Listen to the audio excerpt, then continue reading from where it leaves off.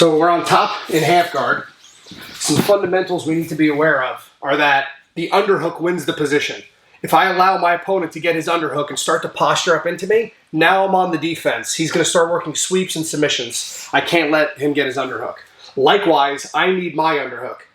A talented jiu-jitsu player knows to keep his elbow close to his body and keep that closed off so I can't get it. So one of the ways I open him up is by grabbing his wrist and guiding his elbow away. People will always do the opposite of what you're doing. He's going to pull his elbow back and I swim inside.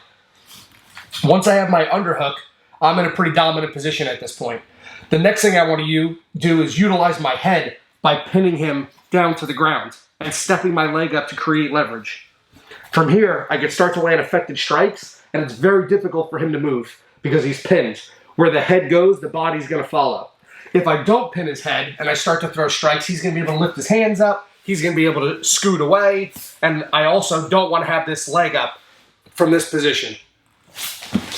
So again, I guide his arm away, he pulls it back, I swim inside, and I immediately follow with head pressure. I step up to create leverage.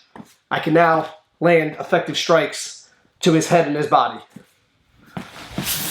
We don't want to allow our opponent to get his underhook, so I need to keep my elbow closed as well. I guide his arm away, he pulls it back, and I swim inside. From here, if I'm getting tired from my strikes, I just put my forehead to the mat. And this is basically going to pin his shoulders in place. Once I have him pinned here, it's very difficult for him to move. I can still land strikes to the body, stay busy so you don't get stood up. But if I want to land really effective strikes, I want to pin his head to the mat. Anytime I can make my opponent look away is gonna make it really difficult for him to move. So I want to make him look away from me. I use my head as if it's another limb. Striking his body, striking his head.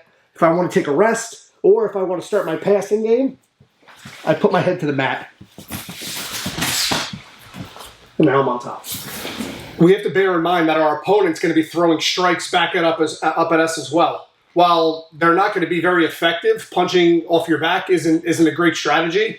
They could be irritating. So we need to be aware of this. Additionally, maybe he doesn't let me grab his wrist, or he's not giving me the reaction I want. I'm going to throw a strike and an elbow. His hands are always going to come up to protect his head, which is going to allow me to swim for my underhook. So if our opponent's keeping, a high guard, I can't really get his arm away from him. Punch, elbow, pull. He's going to pull his hand back. I swim my arm inside, use my forehead to pin him, body and head. If I want to rest or start my pass, put my forehead to the mat. If I want to strike, pin his head down. Again, we're using our head as if it's another limb.